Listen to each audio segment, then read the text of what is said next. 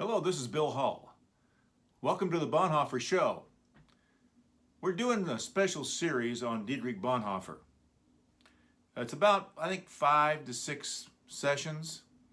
And of course, there'll be the normal frivolity and the stupidness and all the vacuous humor that I can come up with along with Brandon Cook. He's not so funny actually, but we let him be on the show anyway because he's kind of like a lost boy. But anyway, we're going to have a series on Bonhoeffer, and Bonhoeffer, like Martin Luther King, and Martin Luther King is quoted a lot these days, lived to age 39, where he gave his life for a cause. Neither man wanted to die the days they died, and both were executed, so to speak. One without a trial, Martin Luther King, one with a trial, even though it was what we call a kangaroo court, Dietrich Bonhoeffer. Bonhoeffer was a man who stood in the gap between the oppressed and the oppressor. And he said, we really can't be the church, and really our discipleship can't be viable discipleship unless we're able to stand in that breach.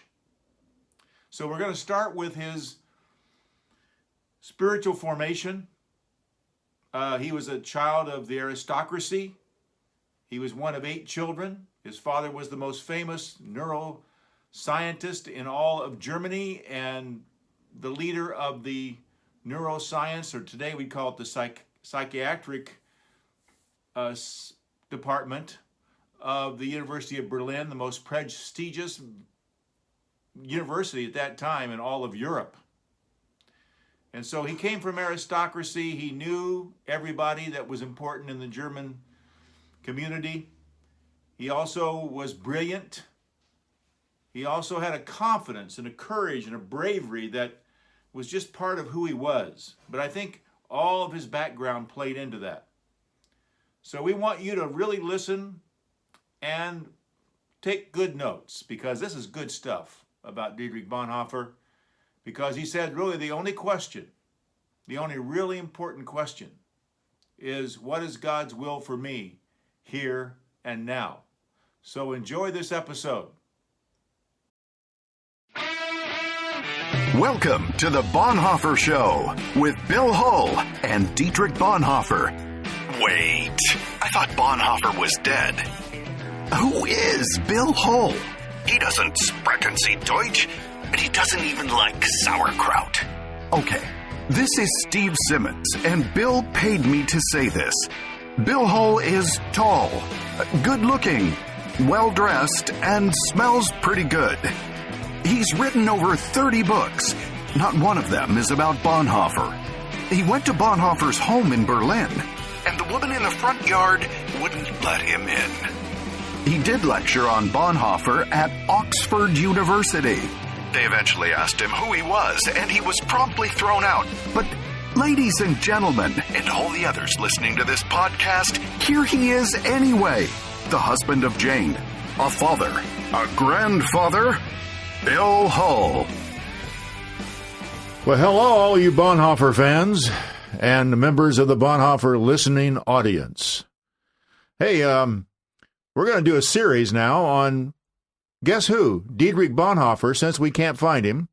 Ever since this podcast began, we've not been able to find the guy. So if we're still looking for him. He's got lederhosen on. He's a little old for it. He shouldn't be wearing shorts around, walking the streets of L.A., but we know that he's here somewhere. Maybe he's quarantined. So today we're going to talk about the early years of Dietrich Bonhoeffer and what it means about spiritual formation and spiritual greatness and world impact. So let's begin with a boy in lederhosen and blonde hair sitting under a tree in his back garden reading from his Luther Bible. He is precocious, but so were his 3 brothers and 4 sisters. After all, his father, Karl, was the most famous neurologist in all of Germany. He was the head of the neurology department at the University of Berlin. His mother, Paula, was a member of the German royalty. They lived in the most prestigious neighborhood in Berlin. Their home was a 3-story mini mansion at 7 Birkenwaldenschen with gabled roofs, numerous chimneys, a screened porch, and a large balcony overlooking the spacious garden. It was idyllic.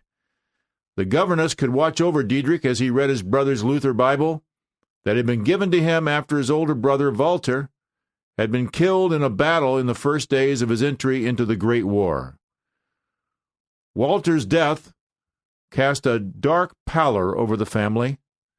Dietrich's mother was bedridden with grief. It was time for reflection as Dietrich would read Uncle Tom's Cabin, Pinocchio, and many other classics of literature. And the family was very competitive. It had a dominant secular mind, yet even though Paula made sure the children were taught the Bible, Dietrich's brother Klaus was to become a lawyer. Middle brother Karl was to become a scientist. Dietrich aspired to be a concert pianist until he learned, like did Elton John, that his fingers were too short. At 14, he announced that he would become a theologian. His family was both surprised and alarmed and scoffed at him for making such a useless spectacle of his life. But a family friend, Adolf von Harnack, who was the most famous theologian in Berlin, a church historian, so they reconciled it to be a respectable profession because the family knew him. Many have asked the question, why did such a young man, Dietrich Bonhoeffer, make such a big impact in such a short period of 39 years? I think the answer is status, brilliance, confidence, and courage. So let's begin with status. In that he was a member of a German elite, an informal royalty, if you like. He always had money, was the best dressed, and traveled first class. That status included the family lineage, the open doors to the right schools, and friendship with the culture's decision-makers. When it was discovered in Tegel prison that his uncle was in charge of the department that would oversee the prisons, he was given a better treatment. And then brilliance. He was awarded his Ph.D. at age 21, earlier than most, and his dissertation, which normally would be stowed in a university library, never to be read again, was called A Theological Miracle by the esteemed Karl Barth, at that time the most famous theologian in all of Europe. He spent 9 months in New York at Union Theological Seminary after he graduated from the University of Berlin and had his Ph.D. He was more than the faculty had bargained for. He stood toe-to-toe with them. He even asked the famous Reinhold Niebuhr if Union were producing politicians or theologians. Bonhoeffer believed they were weak in theology at Union and shamed themselves by using ad hominem attacks to deal with conservative theologians. He complained that even though he had attended many hours of lecture and had heard scores of sermons in New York churches, the one thing he'd never heard was the gospel. The third is confidence. It came from a combination of the cultural status which he enjoyed, joined to his brilliance, which included insight with incisive thought patterns. This was seen in his contrarian nature, even with what normally would be his intimidating teachers at the University of Berlin. He somehow maintained more moderate and even conservative views than his mentors. He stood his ground because he honestly saw life and truth differently. This is why his early years, like Luther's, were his model, and in his 20s, Karl Barth became a role model. But still, when spending time with Karl Barth, a theological demigod to many, Bonhoeffer found himself arguing with Barth. It is also true that Bonhoeffer met two people and had two experiences in New York that shaped much of his thinking. The first was meeting Jean Lesueur, a fellow student. It was through discussions with Lesueur and seeing the German-made film All Quiet on the Western Front, an anti-war film, that Bonhoeffer began to seek a way to become pacifistic. The second experience was the Abyssinian Baptist Church in Harlem, a church of 14,000 members, where Adam Clayton Powell Sr. was the pastor, where he did hear the gospel, and later he claimed to have become a Christian because of it, because when he returned to Germany, he began to read the Bible, pray, go to church, and take communion. And finally, there's courage. During his 20s, Bonhoeffer, even though young and considered a youth pastor/theologian, pushed his elders and church officials very hard. he was able to get an invitation to the World Peace Conference in Fano, Sweden, that no one wanted to extend to him. He was a member of the Confessing Church, which stood against the National Socialist doctrine and their encroachment on the German Evangelical Church, which we would call the Lutheran Church. There are many documented examples of Bonhoeffer taking a stand, even when it cost him.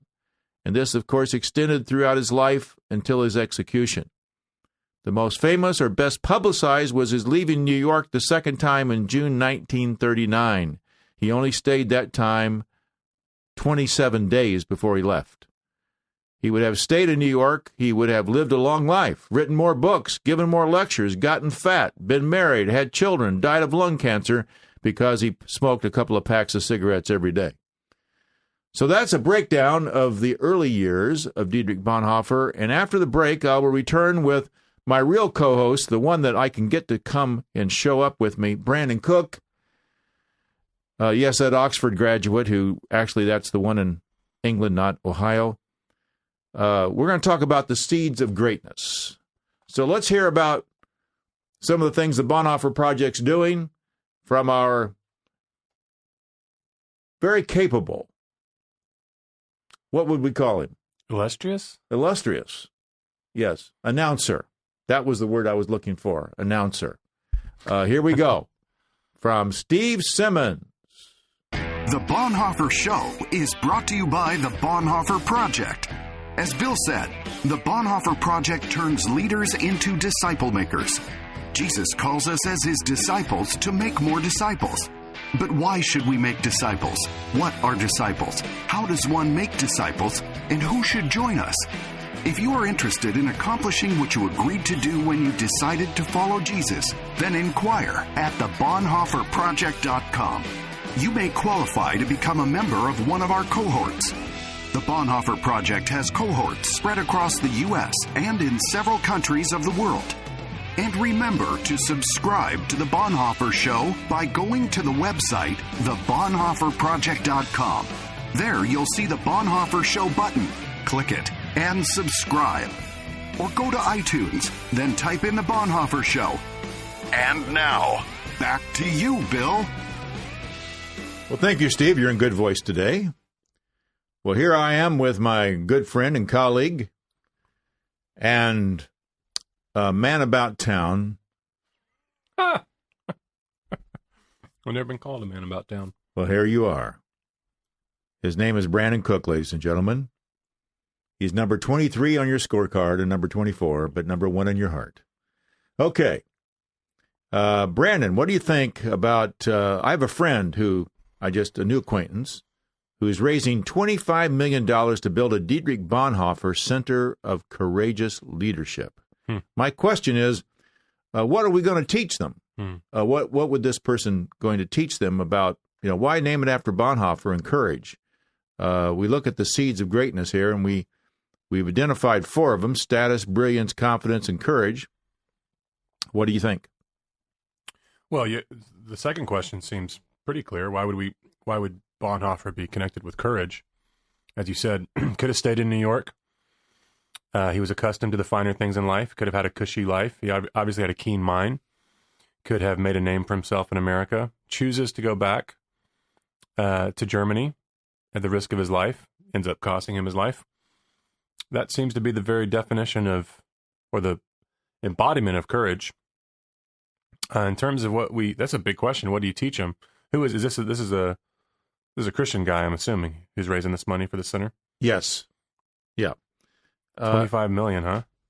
Yeah, I was thinking about it this way. Recently, there's all kinds of research that comes our way. I mean, almost every day on the internet, we get research reports. Mm-hmm. Usually the ones that we pay most attention to are, whether it be the Pew Center or Gallup, Barna. Yeah, Gallup or Barna, people like that. And recently, we found that there's a 50% drop in serious Christians in America. Now, we're going to delve into that more deeply in future programs, but that's a serious drop. So the question is, we've been making disciples for the last 50 years, and we know that we have to make many disciples and many new disciples who engage in mission, who are committed to making disciples. But if our present disciple making has failed to engage the culture, and most have not engaged their own discipleship, we've developed a lot of disciples who apparently don't believe in discipleship. And if we've been doing such a great job, then why is there 50% less serious? It seems like we'd be having more serious.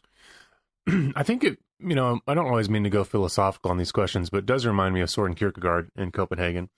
The very interesting Danish man. Yeah, existentialist philosopher, wrote philosophy and I'm no philosopher, but he wrote in a very interesting style. But, part of his critique of 18th century Copenhagen was, if everybody's a Christian, nobody's a Christian. Because the word Christian then becomes co-opted by the culture, becomes a cultural term that doesn't really mean much other than I was born into this. It's going to get me jobs to be a Christian. It's like, posh kids in England saying that they're part of the Church of England so they can get into a good school. You don't need any real faith conviction behind it. So I would question, this seems to be a question of semantics. When we say there's a 50% drop rate in serious Christians, who are we talking about? Is it people who are truly disciples that are allegiant to Jesus, or is it just people who are actually being authentic to say, I have no real affiliation with this religion. I'm going to stop pretending that I do. The latter would actually probably be a benefit to true disciple making, because it would lower the water on the sort of cultural Christianity, that water being one that can create confusion. I think the definition was that they identified as a believing Christian, that it was important to them, and they've been to church once in the last month. Mm-hmm. Now, to me, that's a very low bar. Mm-hmm. I don't know if I call it serious or not. Mm-hmm. But today, you've been a pastor for over 10 years, and got 1 more month left. 1 more month, huh? Yeah. And what you've experienced has been people attending church less. Isn't that correct? Well, that's for sure true. I think the numbers now are, a serious member, you can count on them to be there about twice a month. And less and, I don't have empirical evidence of this, but anecdotally, as I talk to my friends, less and less money is moving through churches. I think the age of the, I think the age of the mega church is on its way out. I think we're seeing beginning to happen in America what happened in Europe, which is simply movement, denominations, church structures no longer able to support themselves from the grassroots. I have no doubt that because of this decrease in giving and attendance, I have no doubt that we'll see some sort of rebirth of the church, but I think it's going to be in smaller, more organic forms. And, you Parish Collective and, not Parish Collective, who am I thinking of? Well, there's all sorts of organizations out there that are trying to drive this movement of alternate ways of doing church. I think that's probably the wave of the future, but that's maybe not what you're driving at or what you want to hear. I think the wave of the culture, I think the zeitgeist is that, I think people wanting to become more authentic, maybe more communal in their faith. But I also think, as in America, we have a market-driven religion versus in the Europeans' theater. Essentially, what we have there is tribal beliefs, tribal religions, and people historically have been born into it, and been baptized into it in a much more traditional and conventional way than in America. Like in Italy, you're born a Catholic, it would be an anathema to not be a Catholic. So what we still have in America in our culture is still the super pastor, the charismatic in personality person who can draw large crowds. And I think in America, there's no business like show business. So what's going to happen is we're always going to have those big ones, but but I think what they're going to have trouble with is sustaining the old ones that have now, as leaders, reached that point in their life where they're retiring and leaving those churches, replacing them. They're going to have to break them down, kind of like big conglomerates, and they're going to have to piecemeal them out to different people because there's really nobody to replace the person who started it. Yeah, you're talking. Okay, gotcha. It's like the Crystal Cathedral with Robert Schuller, who that was the 50s. It's now a Catholic church, right? That was Christianity, McDonald's Christianity, par excellence. You could actually drive in, hear the sermon, right? That was a factor of the consumer culture post World War II. And they tried to do what you're saying. They tried to parcel it down to his son, failed, end up selling the building to the Catholic Church. This is, if you're not from California, this is a huge church property near Orange, California, outside of L.A. I suppose it'll be interesting to see what happens to Willow Creek, Saddleback. Yes. With Rick Warren's. I think that'll be a real litmus test for where Christianity is in terms of, I think you're exactly right. The entertainment-driven portion of Christianity may never go away in America. The underlying, how things actually work on a grassroots root level with smaller churches, that'll be very interesting to see. Yes. Now, getting back to Bonhoeffer and what made him great. It says in Galatians 4:19 that he says, I'm going through labor pains, Paul writes to the church at Galatians, to the Galatian region. He says that I'm going through labor pains until Christ is formed in you. I have no doubt if we can get Christ formed in people, that we will see not only an uptick in the quality of Christians, but we'll see an uptick in the impact, the positive impact people are having on the world, because Christ is just that kind of person, because he's God incarnate. And this is what people long for, even though they don't know what they're longing for. But with Bonhoeffer, we see four things, and I just want to tick through these a minute. Status, where you come from. He was a member of the aristocracy, even though it was informal. And I think it sort of built into him a confidence that we're going to talk about in a moment. But I think where we start in being formed in Christ is the world says who we are. If you grow up in an aristocracy, even in the United States where there is aristocracy. Financial aristocracy. Yes. That it's economic, it's maybe in your abilities of something, maybe you're a great athlete. You become a member of the elite. Okay, so now, but if you're not a member of the elite, what happens is that the culture tells you you're not a member of the elite, you're less than that. So then, as Christians, we have to say, okay, who does God say I am? And as we talk about that, who does God say we are, Brandon? Adopted, beloved, forgiven, grafted in, and so forth. Yes, and that we are, and we're His masterpiece, yep. Like Ephesians 2:10. Mm-hmm. So we were His masterpiece. We're adopted. We're loved. We're important. He's involved in our lives, and so He's essentially the audience of one.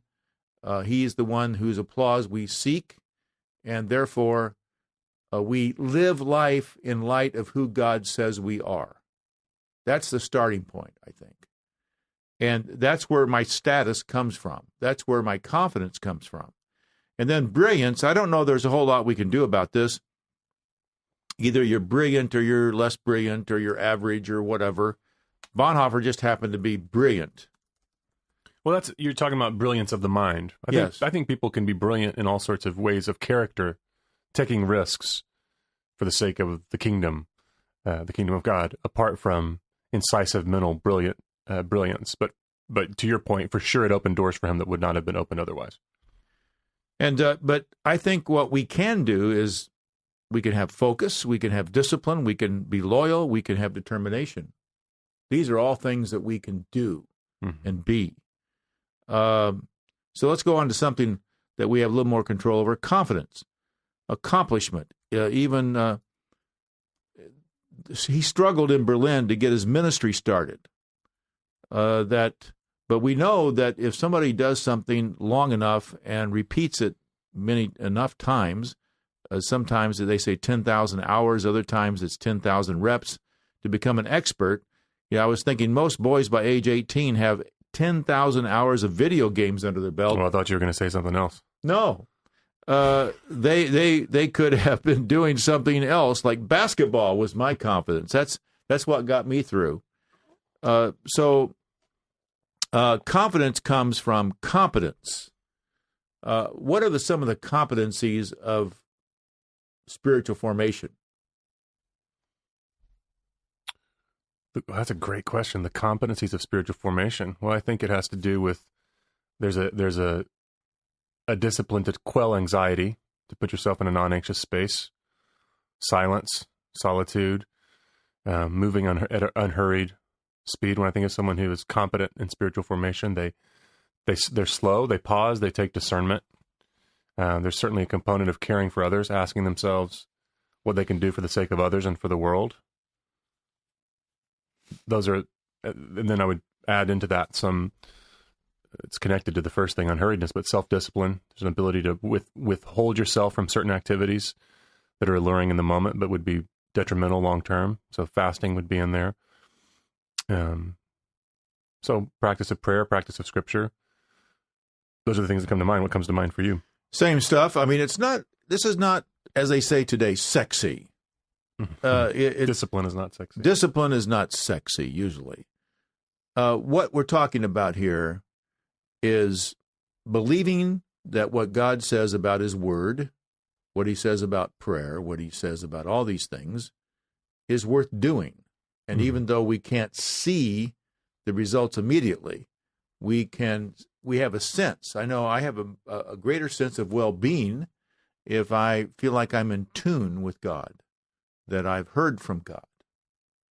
And I don't think it's something I can manufacture, but it's something that I can submit to and put myself in a position of trust, put myself in a position to hear his word, so allow his word not only to instruct me, but also gives me something to submit to.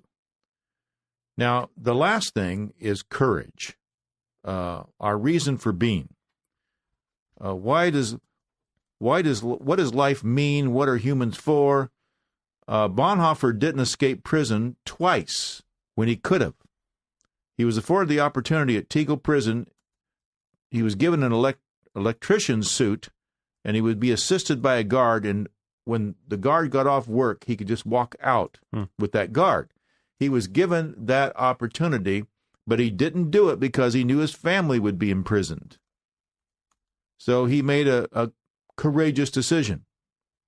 And in the last days before Flossenburg, which is the prison yard in which he was hung, he could have simply walked away. But again, he chose not to walk away. And tell me the backstory of that. Why did he choose not to walk? He could have left the prison. Why didn't he? Well, they kept thinking that they would be released any time.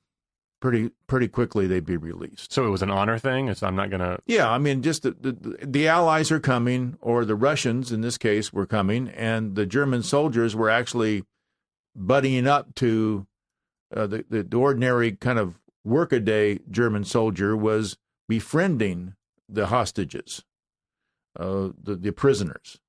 But then a couple of Gestapo guys came and got him and took him on the direct orders of Hitler and separated him out. Mm-hmm. So that's what really happened in the end. But he could have walked away, and the soldiers would have let them go. But he didn't. So I think that status, brilliance, confidence, courage are things that we see in Bonhoeffer. For some reason, he made the right decisions when it really counted, even though he was pampered, even though he was sort of on an allowance by his parents, even though he was spoiled, quote unquote. This guy seemed to really have what it took when it really mattered. When I think I would add, I like this list: status, brilliance, confidence, and courage. Although status, we really have nothing. We often have nothing to do. Status and brilliance are more stations that we're born into. You can certainly be a saint, as Bonhoeffer was, without being born into status. The confidence and courage piece we can cultivate and develop through our character. But I would add one thing to this list.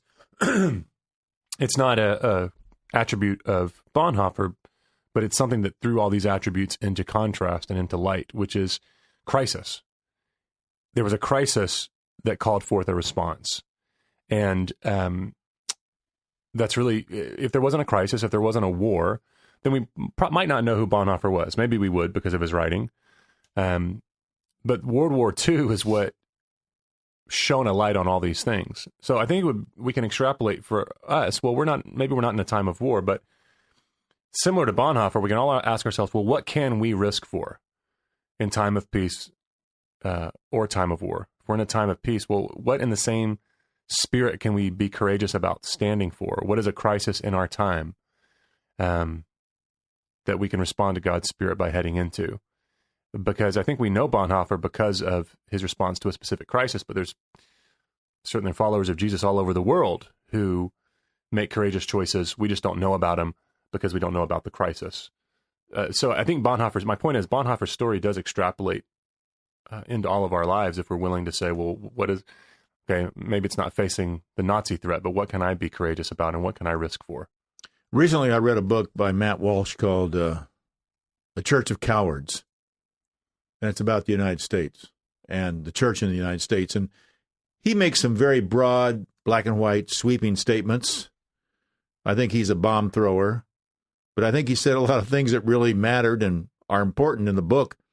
One of them was that essentially American Christians have never really been challenged to give up really anything for Christ. Mm-hmm. And something I've been saying for years is I think it's very difficult for us to get a hold of some of these passages. Some of the teachings of Jesus is just far out there that we don't seem to be able to get a handle on, like take up your cross daily and follow me. For whatever you would, if you save your life, you'll lose it. If you lose it for me in the gospel, you shall save it. So what would it profit a man if he gained the whole world but lost his own soul? That this is something that we really don't confront very often in our lives. It's our latte is cold. Right. This is our crisis. A lot of first world problems. Well, I think we've really explored in some ways what really made Bonhoeffer great and what can make a person great. And it's essentially, when it comes right down to it, I think of Bonhoeffer in prison. He spent the last 2 years of his life in prison. And what do you see from him? What's coming from him? He's writing poetry. He is reading the scriptures. He is journaling. He's writing letters. He is writing his book, Ethics. He's doing a lot of things that are really important to him, and he's going deep. And I think that this is his devoutness came out. His passionate personal relationship with God comes out. And we'll find out later that he was no sentimental. He wasn't very sentimental. He didn't like sentimentality. But he was very devout and very courageous. So we're going to come back in a few minutes, and we're going to ask some questions. This is really the fun part of the program, where we're going to find out, did I really get thrown out of Oxford University? Did I really get thrown out of Bonhoeffer's house? And some of the other burning questions that our listeners have asked me as I've traveled and as I spend time. They ask me these kinds of questions, which just reminds me of how superficial people actually are. So let's listen to Steve Simmons again, talk about how you can subscribe to the Bonhoeffer Project, how you can become a member of one of our cohorts. This has been a great year, 2020. We've gotten off to a really wonderful start. We got a lot of momentum. I'm really excited about some of the things that are going on around the country and around the world. So let's listen to Steve. If you want to go deeper into Bill's and the Bonhoeffer's teachings, go to www.thebonhoefferproject.com. There you'll find videos, books, and other resources that present both the problem and the solution to the disciple-making challenge facing today's Christian community.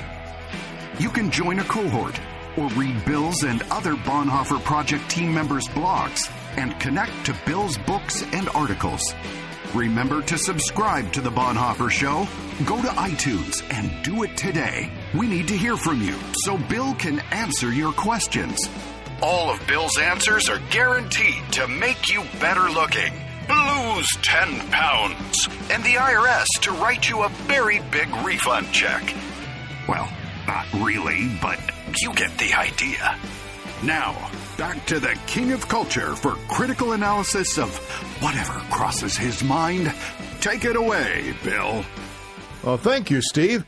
I get this question. I got it last week when I was in Orlando. Yes, I was there with 5,000 other people, all spreading whatever we had to each other. I'm not sure what happened. I haven't heard any reports. You're talking about coronavirus. Yeah, the coronavirus. It's in our minds right now, on our minds. And if you hear somebody cough during this program. The next sound you'll hear will be me leaving the studio. Okay, now, did I really get thrown out of Oxford for teaching Bonhoeffer? Well, here's the truth. I went in 2011, I lectured for an entire week at Pembroke College, one of the 39 colleges of Oxford University, and I spoke there on Dietrich Bonhoeffer, and I got 40 Americans to come over the water and go to Oxford and listen to me for a week. Now, I think there should be some applause just for that feat, because these people wouldn't have walked across the street to hear me talk about Bonhoeffer if they lived all in my neighborhood. But it was a terrific time, and what actually happened is I rented the place. So this was not officially under Oxford University. However, I did find at Pembroke College a few facts. Samuel Johnson, the great thinker and Christian apologist, person who codified the English language in the Oxford Dictionary, what is now known as the Oxford Dictionary. That was Samuel Johnson. It took him 10 years to do it. He could have done it in 3 years, but he just was sort of one of these interesting geniuses that didn't always go to work. He had other things going on. He was a great conversationalist as well. And he was a member of a club with Edmund Burke, Edward Gibbon, who wrote The Rise and Decline of the Roman Empire. A lot of interesting men during that time. And so then we did spend that week there at Pembroke College. So Samuel Johnson went there for 1 year, but he didn't have enough money, so he had to leave and go back home. But it turns out that Samuel Johnson was later given an honorary degree by Oxford, which, of course, is the least they could have done for his great accomplishments. And they had some other really famous people that went there and who were on the grounds over the years. And the director, one of the former directors, was Roger Bannister. And I just want to ask you, Brandon, do you remember who Roger Bannister was, Dr. Roger Bannister? First one to break the 4-minute mile? You're right. Congratulations. For a man as young as 40, that is remarkable that you know that. Well, one thing I remember about that is it was deemed impossible to break the 4-minute mile. Yes. For years, centuries, obviously. Mm-hmm. Years and years and years. And then Roger Bannister broke it. And then after that, people began breaking it with regularity. And it was a illustration of the it was a psychological barrier, not a physiological barrier. And once he broke the psychological barrier, other people realized, oh, I can do this too. I never broke it. I never came close. I was in a mile. I never tried. I was in a mile race once when I was about 14. Yeah. It was Indianapolis City Parks. And I went out there, and there must have been 50 kids from all over the city. They were going to do the mile run. After the first lap, I realized I have no chance. I'm way back. And so on the second lap, I thought, these guys are just going to lap me. So I got to do something to save face. And so I actually faked an injury and fell into the infield. Amazing. And I quit. And people came running over to me. Are you okay? They tried to pick me up off the ground. I was in such deep and serious pain. Oh, man, what a day in my life. All right. So I didn't break it. And secondly, did I get thrown out of Bonhoeffer's house in Berlin? Well, yeah. I tried to go into his house, and the woman in the front yard wouldn't let me in. And the woman in the front yard actually lived in that house because the website was not true any longer. It was no longer open to the public. It was no longer furnished with the actual furnishings that Bonhoeffer's family had. It had been closed. Apparently, there weren't very many people that wanted to go there. So I end up actually getting thrown out, but she did let us take a picture in front and prove I was there. So now, Brandon, I want you to just be able to free now to say anything you want about what's bothering you or what you find interesting the last few days. Oh, well, this coronavirus thing is interesting. I'm not worried about coronavirus personally. That may be naivete. I have a very high... I think it's great that people are being precautioned. We need to take steps to see this thing eradicated. So I get that. But in times like this, it's very hard to discern between what is rational wisdom and what is irrational fear And my penchant or my belief is that people need things to be afraid of and fear. It gives them something to control. So some of the hysteria around the coronavirus, it'll be interesting. Say it like this. 6 months from now, it'll be very interesting to see whether we should have reacted more than we did or less than we did. And I have a feeling it's going to be, we're going to look in the rearview mirror and think it wasn't as big a deal as we made it up to be. Well, so the toilet paper disappearing from you can't buy toilet paper at Costco right now because people have ransacked the toilet paper. I find all these things really interesting. And again, I'm for taking steps to eradicate this thing. I'm for canceling public meetings. But I also think that the level of hysteria may be over the top. Although I did hear that, Italy basically shut down their country. They did, yes. And because they were getting their butts kicked by so many cases. So, what do I know? Maybe we're underestimating it. Well, they have the oldest population in the world, apparently. Oh, interesting. And that people 80 plus, the average age of those who are dying is 80, even though there's evidence that the people younger than that. Now, let's put it this way. 80 is a good ways yet for me, but I can see it, if I stand on my tiptoes. Mm-hmm.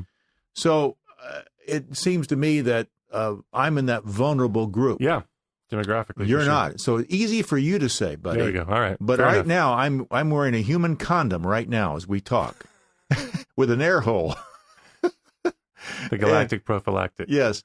And, but actually, I'm trying to be careful, not, but I'm in good health, thankfully.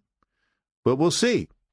I just think that even where the region we live has not been hit hard at this point, but then the testing will demonstrate whether or not we've been hit hard. Mm-hmm. The more people you test, sometimes it's better not to know who's got it and who hasn't got it, because children apparently are not in danger. Are doing well with it, yeah. But the children carry it.